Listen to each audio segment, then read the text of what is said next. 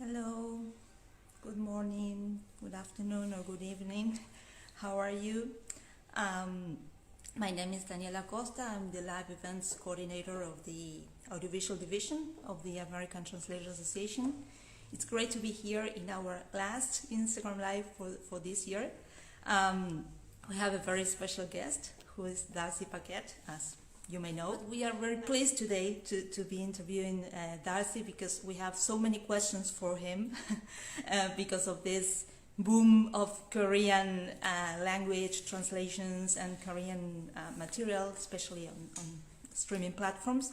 So, without any further ado, I will try to invite him to the conversation. Just one second. Hello. Hi, it's good to see you. Hi, how are you? Thank you for being here. I know it's too late where you Oh, it's are. fine. It's late in the evening, so thank you so much for this conversation. So, Sure. well, tell us, I mean, we know who you are, but would you like to introduce yourself and tell us a little bit what you do apart from being the translator for Parasite, with that we all know? Sure. Um, yes, I mean, my name's Darcy. I'm originally from the US. I grew up in Massachusetts. I went to school in Minnesota, Carleton College, and Indiana University. And then I was always interested in languages, and I ended up going to Korea in 1997, and originally as an English teacher. But my hobby has always been film, and I initially through some I don't know, through starting a website, I became involved as a journalist in film, and um, eventually that led to subtitles. But basically, I teach and I do a lot of translation, and I do some work for film festivals as well. Wow. And how did you become involved in subtitling? Was it by chance, or have you always been interested in working as a subtitler? Basically, it happened because I was writing about Korean cinema, and I mean, initially just on my website, and um, it it drew the attention of some international sales companies that Hmm. are in charge of selling the rights to Korean films overseas, and I think they were curious who I was, and so I met with some of them and got to know them, and later I was working as a journalist as well, and so sometimes contacting them for stories.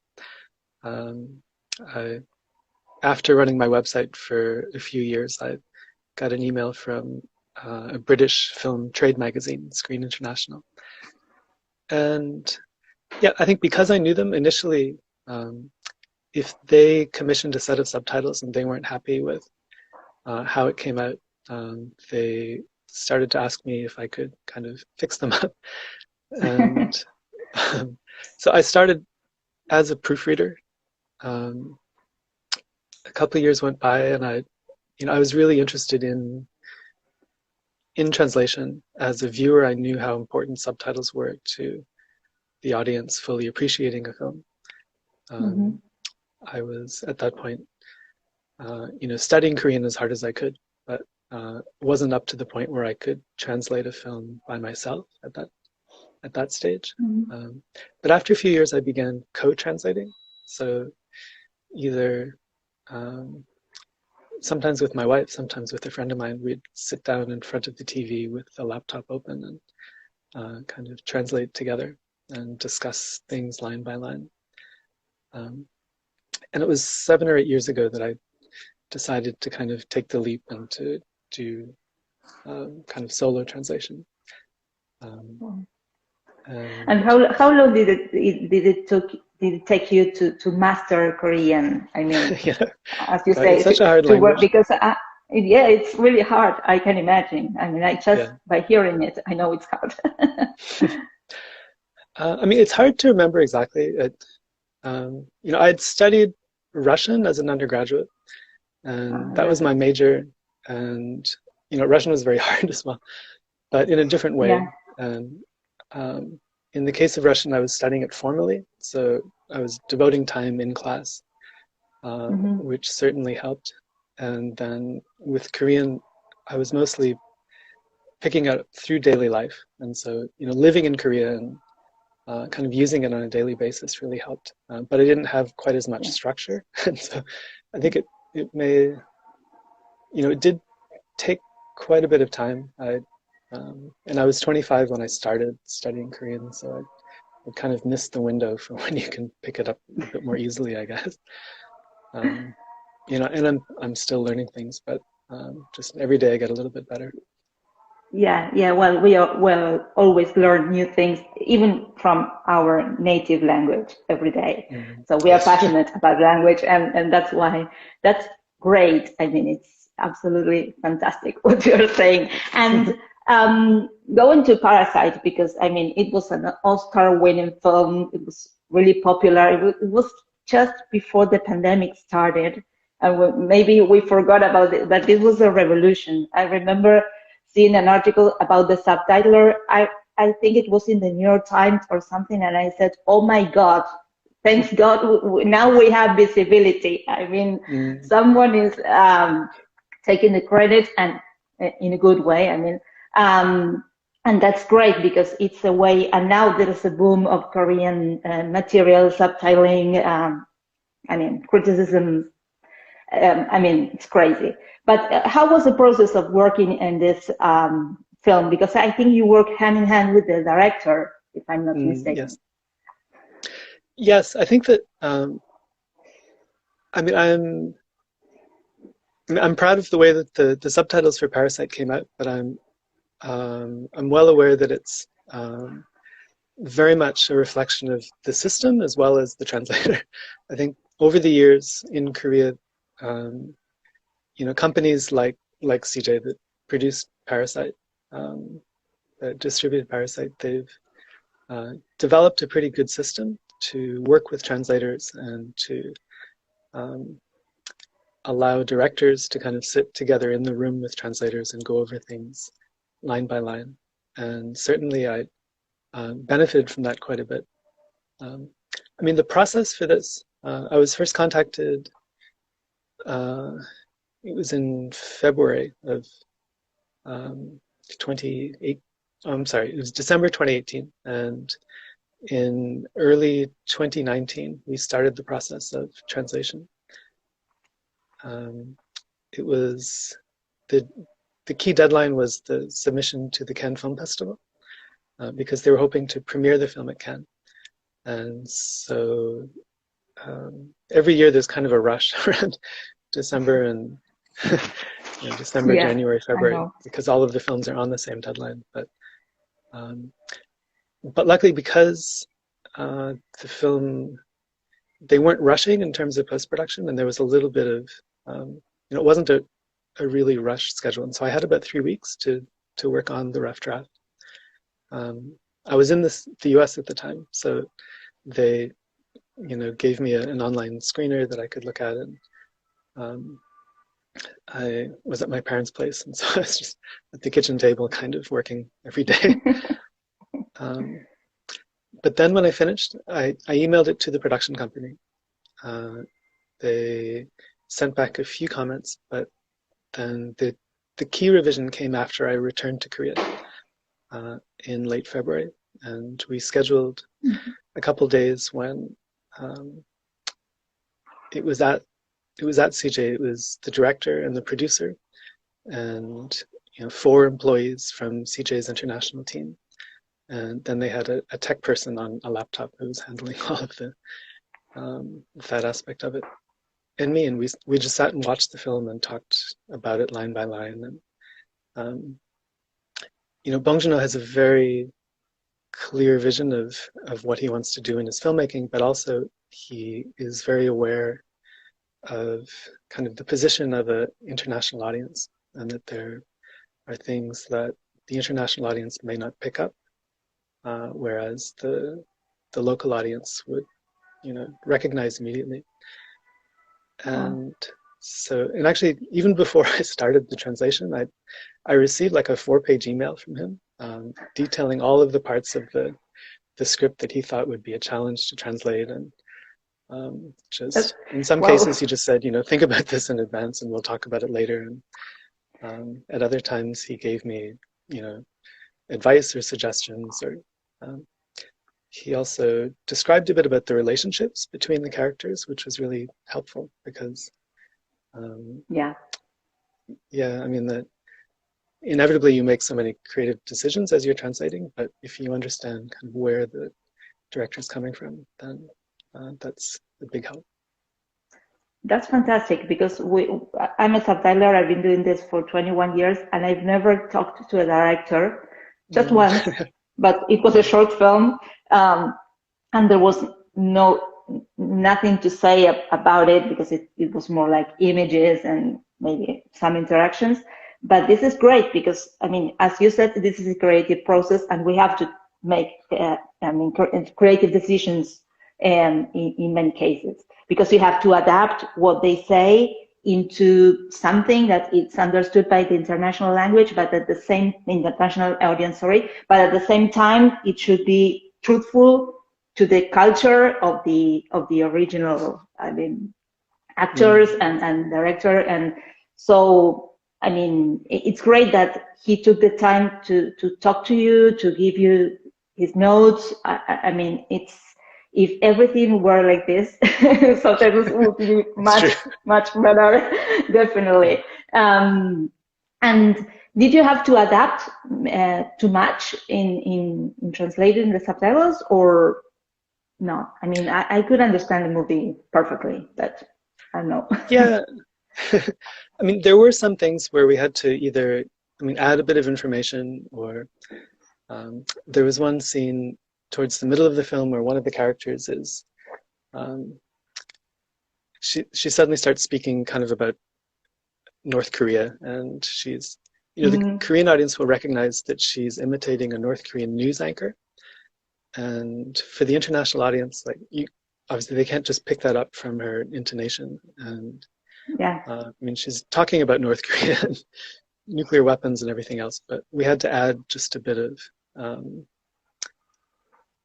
extra information to put in the words news anchor, like nobody can imitate North Korean news anchors like you, I think was the line that we did. Yeah. Yes. So, yes, you adapt it a little bit. So, just adding a bit of information so the audience can understand better, because we can't use notes or parentheses or anything in subtitling, like in a literary translation or legal translation. So, yes, I know that's great. And were you expecting it to win so many Oscars, or to be so successful? No, it was such a crazy experience because, as I was working on the film, I could see that it was a great film, and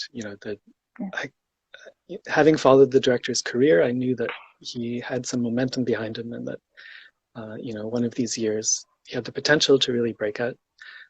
But I just had no idea that it would be as big as it was.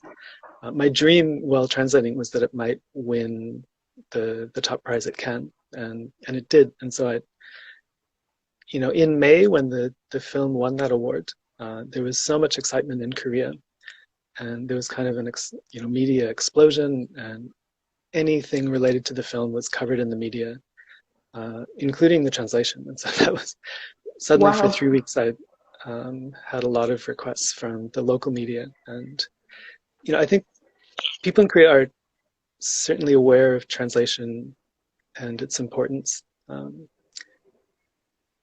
because obviously Korean's not a language that's spoken in many places around the world. And so prior to this, it had been discussed in terms of literature, but it became a topic of conversation around the film. And then I thought it was over, and then never expected that the Oscars would really lead to anything, maybe a best foreign language film. But in the weeks leading up to it, I could see that there was a lot of excitement about the film. My parents at home, I come from a really small town, and having grown up there, I know that people rarely watch subtitled films or talk about them, but my mother was telling me just about how many people were talking about the film in the grocery store and everything else. And yeah, I mean, I still can't quite wrap my head around the fact that it won the Best Picture, but yeah. Yeah, it's incredible. I mean, I was watching the ceremony that year, as usual. I watch it every year, and when I saw, I mean, first best foreign film, okay, you say, yeah, it's well deserved. It's a great film. And then when they said best film, best director, I said, oh my God! I mean, the world is really changing because in this ceremony, as the Oscars were, I mean, it's mainly made for American film. I mean, they embrace foreign content, of course, but it's mainly made for American film. And a Korean film winning like this big, I mean, it was incredible. And the director, I want to mention his name because I will mispronounce it. Sorry, it's not that I don't know.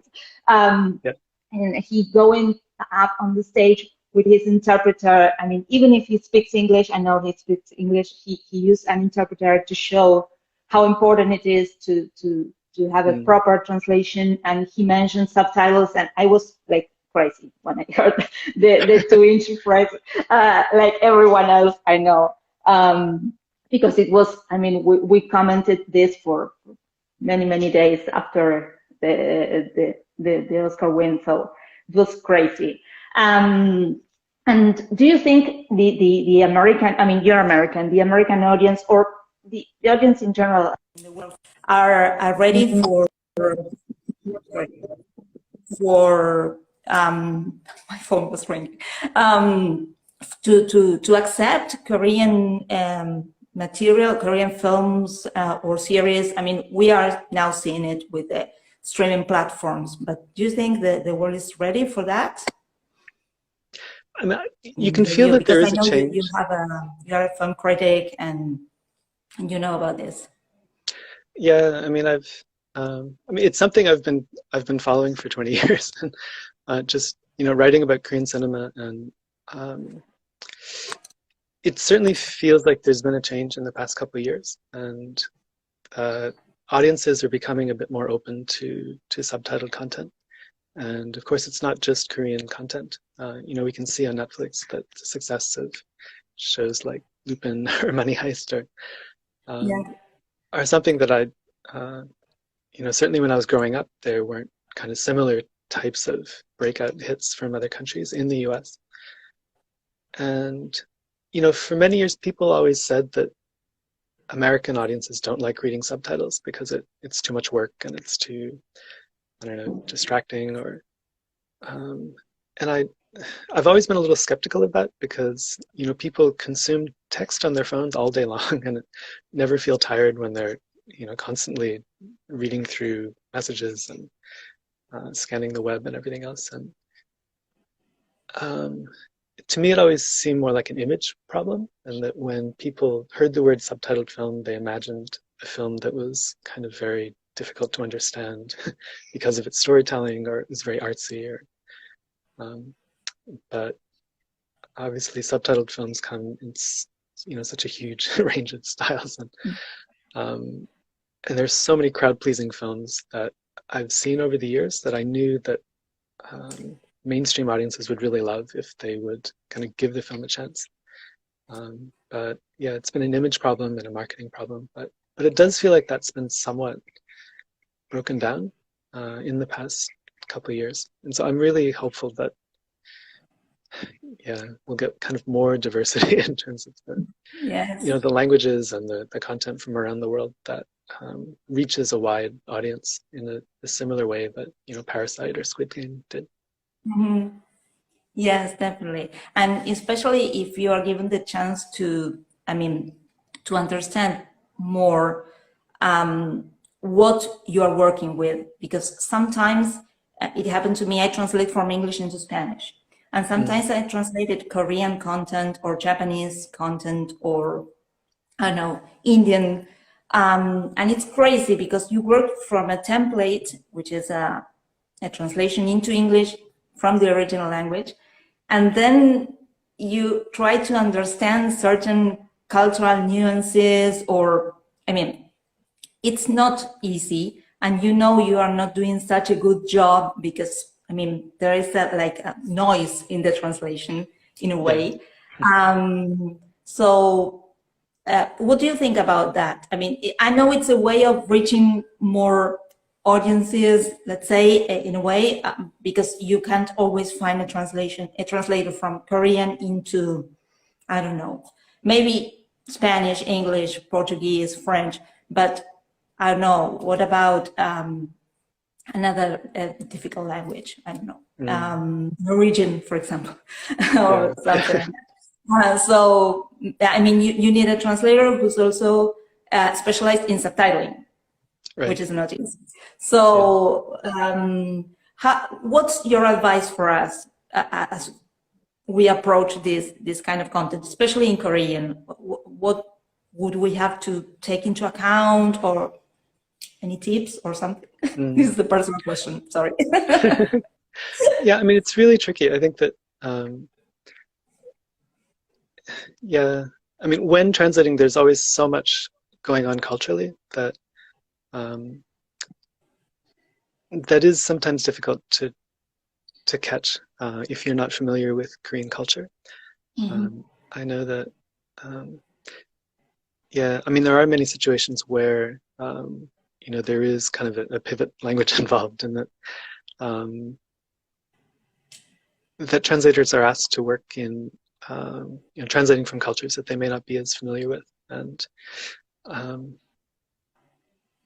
yeah, I think it is a real challenge. I mean, watching, ideally, you would have translators who would kind of specialize in a certain language, and even if they, you know, even if they don't have a thorough background in that language, perhaps a slight knowledge of the language would help as well. I mean, I spoke to a translator from Hong Kong a couple of years ago who works doing translations, I mean, into Cantonese of Korean films, and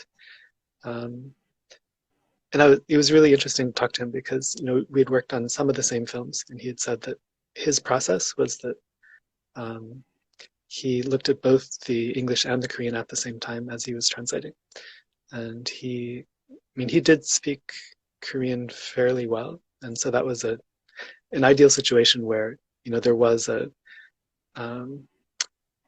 you know, English was being consulted, but it wasn't the only thing that was being consulted. I mean, in general, in terms of cultural things, yeah, I mean, the more films and TV dramas and things you can see, the more you can pick up. Yeah. Yeah, yes, we I mean, do a lot of research, of course, as usual. And I personally watched many Korean films or series. Sometimes I hated the subtitles, especially at the beginning. Now with Netflix, they are a little bit better. And I know how hard it can be, because sometimes you are watching a scene and you say, this is not clear, or what I find really difficult is the honorifics, or the way of address. I mean, formal, informal, because their culture is so different. Even among young people, they use a formal way of address. It depends on the age. Can you tell us a little bit about that, if you like? Yeah, I mean, that's one of the things about Korean, is that you can tell from listening to the speaker. And I mean, there are very subtle ways that the relationship between speakers are communicated. And yeah, in that sense, I mean, that's one of my biggest challenges when I translate. There are moments when a character will suddenly switch from one register into another register. And to the Korean audience, it may feel almost like a slap in the face, because, I mean, suddenly they're using language that expresses a completely different kind of relationship. And, you know, I mean, that falls into the category of things that, you know, it's impossible to express 100%. And that in every case, I just try to take whatever possible means I can in that particular scene to express that. And so sometimes, Yeah, I mean, sometimes it can be the way that, like a nickname or the way that someone is referring to the other character. I mean, sometimes just switching over and like the tone of their language, if you can make the tone of the language a bit rougher, then that maybe goes 10% of the way to expressing what is actually happening in the Korean. But that is, I think, one of the biggest challenges. Yes, I found that too, as a challenge. And I remember phrases like, there's no need of being so formal between us, and things like that. I mean, they were translated from Korean into English.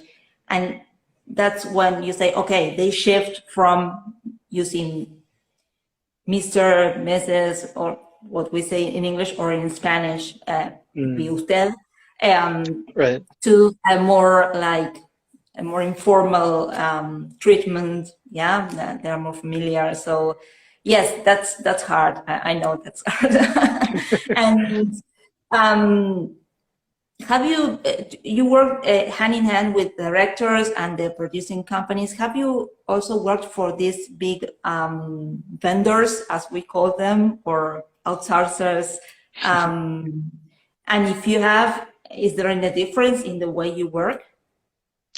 I mean, perhaps I've been fortunate. I haven't had a experience working with a vendor, and primarily because I've been doing films rather than TV dramas or series. It's always been a direct contract with the production company, and it's been kind of more on a human scale, I guess.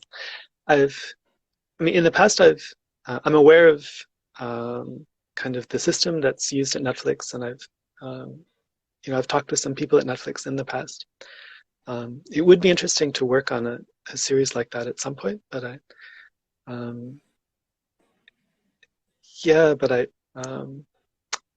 there's a part of me that when I have the opportunity to work directly with filmmakers, I'm a little hesitant to step in and work through a vendor.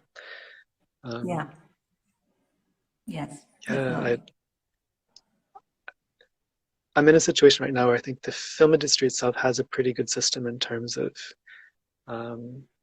working method with translating, with the translators, but certainly the streaming services are a different type of work environment. So we'll see. I may jump in at some point in the future, but I haven't quite done that yet. It's not bad. It's just that you don't have contact with the director or the creative team. I mean, you get instructions, you get a show guide, or I don't know, something that tells you what the movie or the series is about, and the director's vision. And I mean, you do your research and you get a lot of information, but you don't have this hand in hand with the creative team, let's say the director or producers, or someone who can explain to you a little bit more about what's going on in a particular scene, and you have to make decisions on your own. And okay, let's see if this is okay or not. I mean, it's a leap of faith. I mean, you just do it and hope you don't mess up. That's the main question. And what about your guidelines? Because one of the questions we had is, do you follow the Chicago Manual of Style? What about fonts? And do you have any specific guidelines for your work, or do you choose them? I mean, inside the Korean film industry, there isn't any one particular style guide that's followed. In fact, a number of years ago, I worked on the film The Handmaiden by Park Chan-wook, and this was translated from a British novel. Yeah, it's a great film, and it was interesting because the director requested British dialogue or British English for the translation as opposed to American English. I think, and then for his other films, he's requested American English. So in that case, he's kind of chosen, a contrast, between British and American English, depending on the project. In general, I mean, I have a style guide from Merriam-Webster that I follow, but it's not, yeah, I guess it's not enforced very strictly in Korea. Okay, that's great. And well, this I'm reading the questions because. And do you have any reviewers of your work? I mean, is it to QC? Do you work hand in hand with the reviewers? How is that process? It's project by project. It's different. I always actually the subtleties of translation, and but that's sort of my request that I arrange for on my own. And for projects where I'm working with larger companies,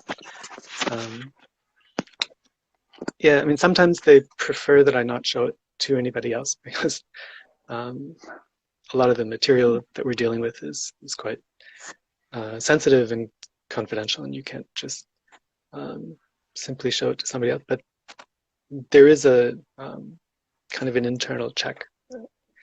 What I'm grateful for is that it isn't taken out of my hands. Like, there isn't anyone who makes changes without consulting me first.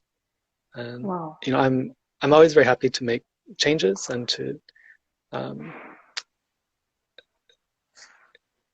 yeah, and then sometimes even when I'm happy to make changes even if I kind of disagree with the basic request. But as long as I'm able to discuss it and to present my side, and you know, when working with a director, then it's the director who makes the final decision. If I'm not in direct contact with the director, but perhaps with the production company or the sales company, then at least I can make my case for a certain translation, and we decide together. So yeah, I'm grateful for that. I know the experience of a lot of translators who work really hard in a project and then it's kind of taken out of their hands and somebody proofreads it or edits it later and makes a lot of changes that kind of and then you see it on the screen and you say that's not what I translated, and you check your files and your notes, and and sometimes it happens, and I mean, it comes with the territory. If you don't work hand in hand with the director or the production company or the reviewing team, or I mean, sometimes you don't know how they are going to change your work. It's hard, but I mean, it's what happens when you translate on an everyday basis, like myself and many colleagues. I know some of the ones who are here today can relate with the situation. I mean, you just take it as it is. I mean, okay, they will change it, and there's nothing I can do about it. Just maybe send some email complaining, but there's no point. It's there for everyone to see. So, there is a lot of yes.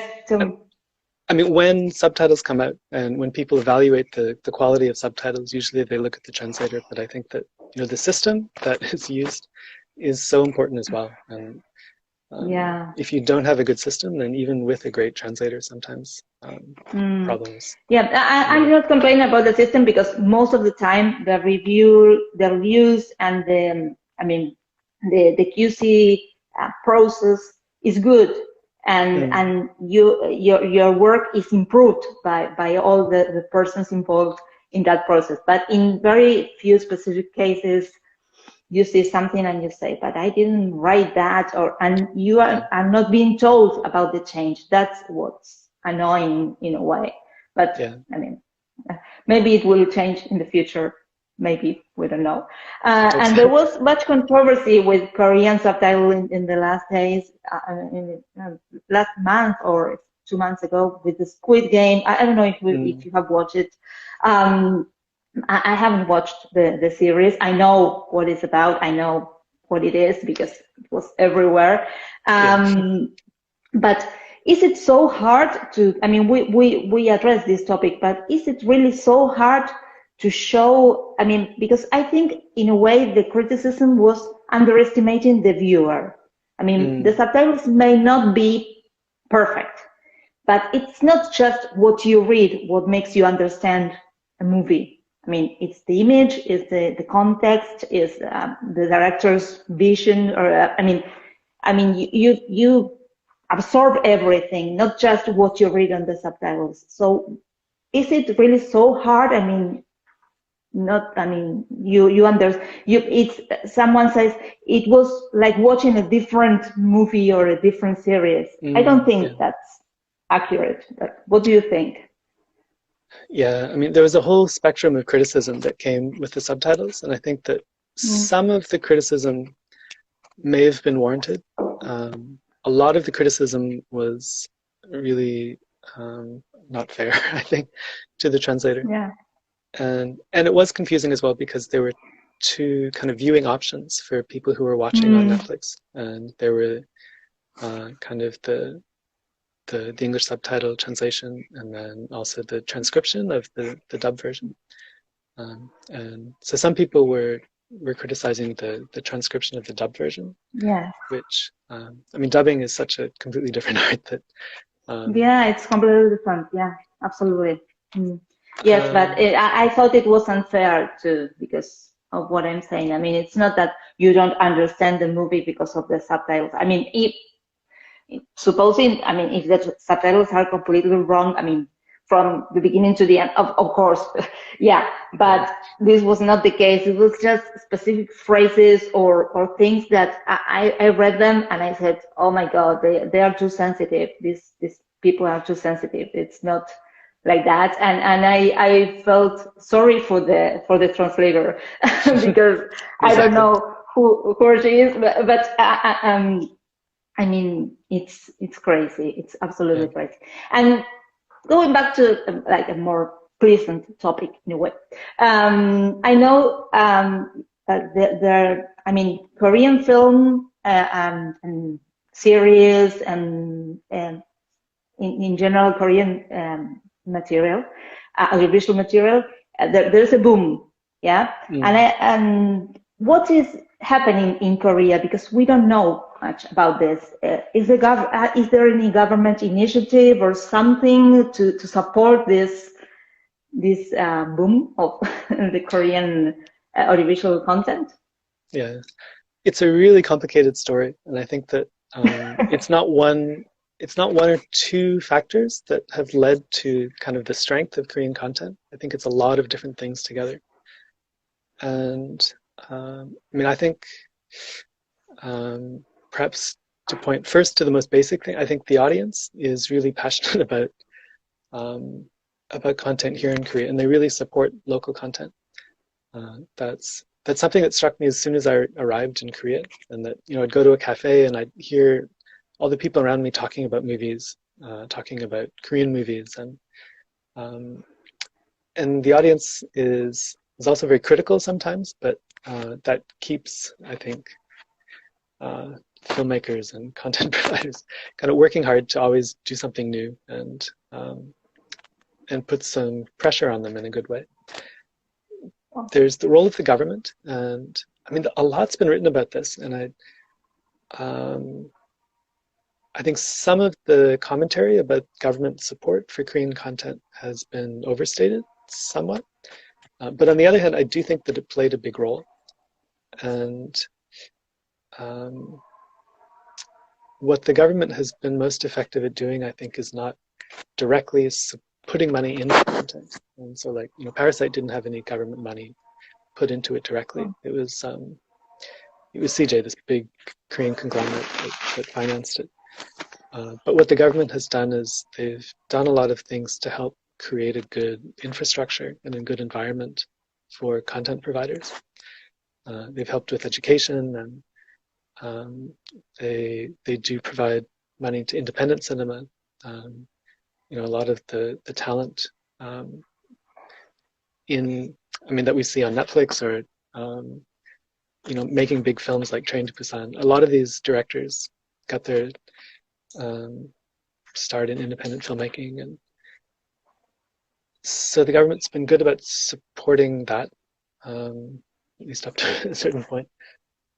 And they've found other indirect ways to to support the development of Korean content. I think also we can't ignore the fact that Korea, the economy itself is quite developed, and you have some very powerful companies in Korea who are involved in creating content. Wow.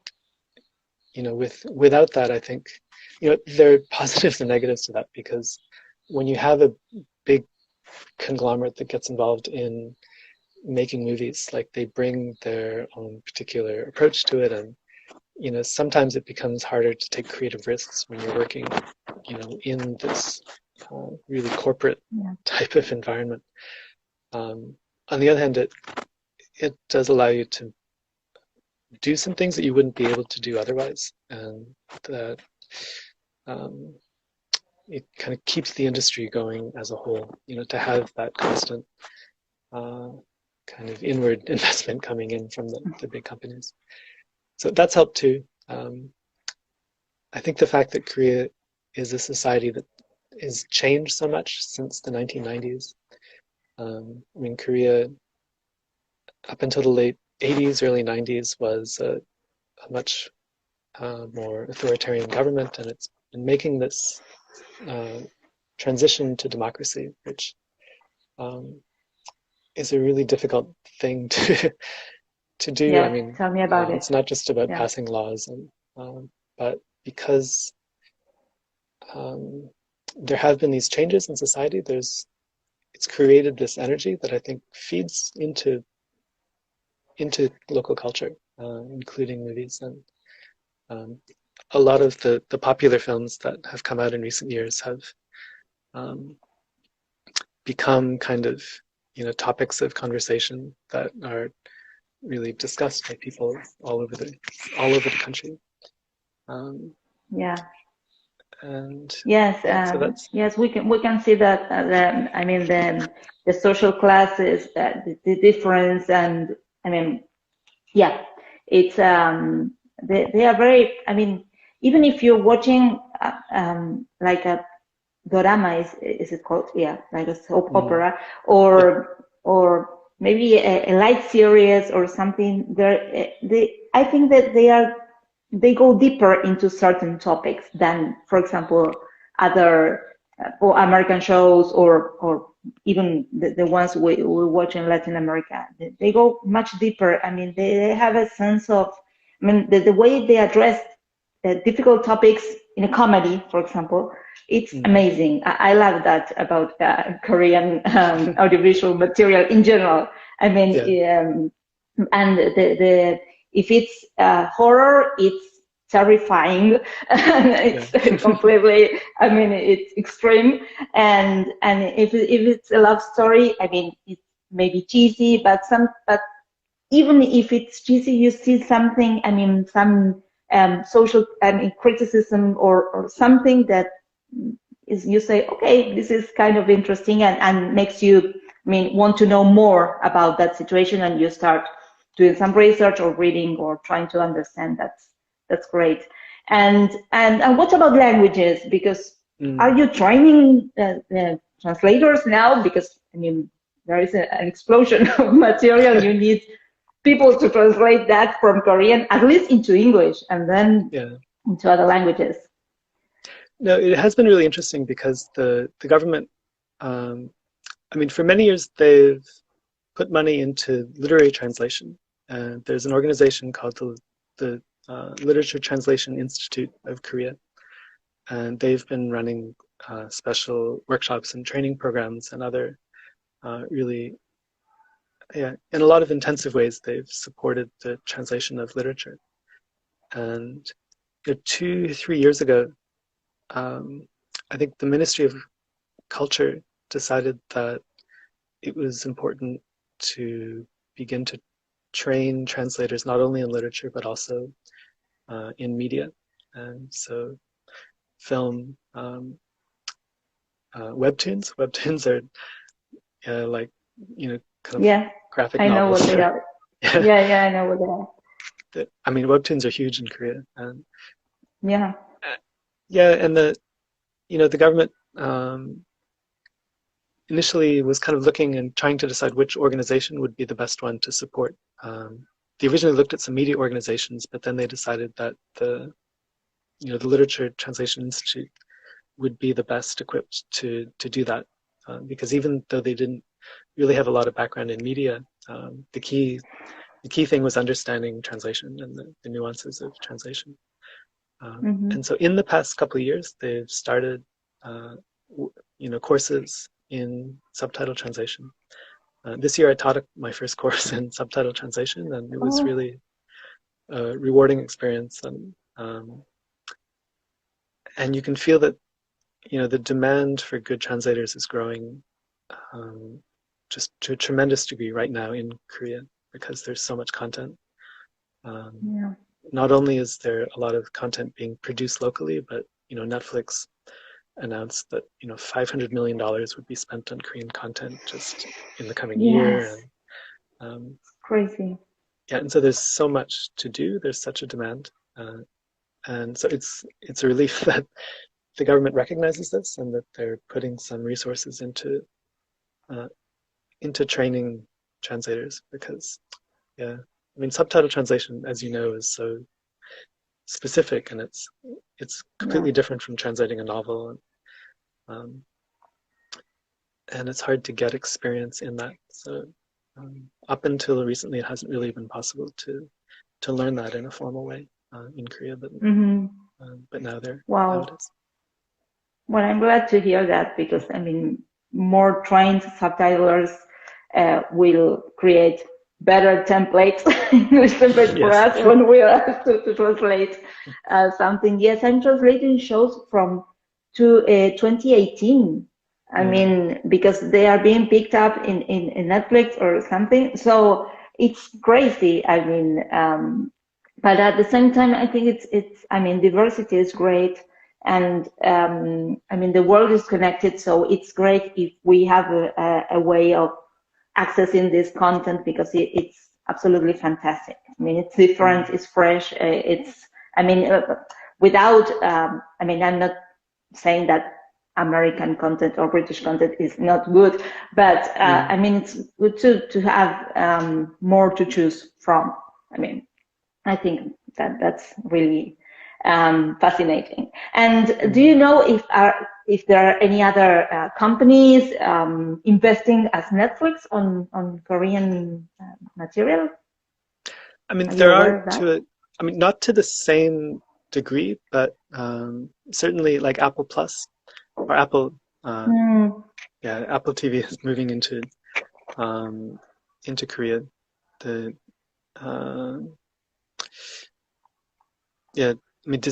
Disney Plus as well is starting to invest in Korean content.